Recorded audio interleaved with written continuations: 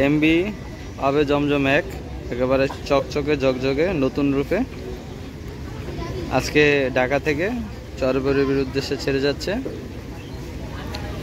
দেখতে পাচ্ছেন যে লঞ্চটির একেবারে বায়ের যে টেক্সিনগুলো সেগুলো একবারে নতুন একটা রঙের ছোঁয়া পেয়েছে, হলুদ কালারের।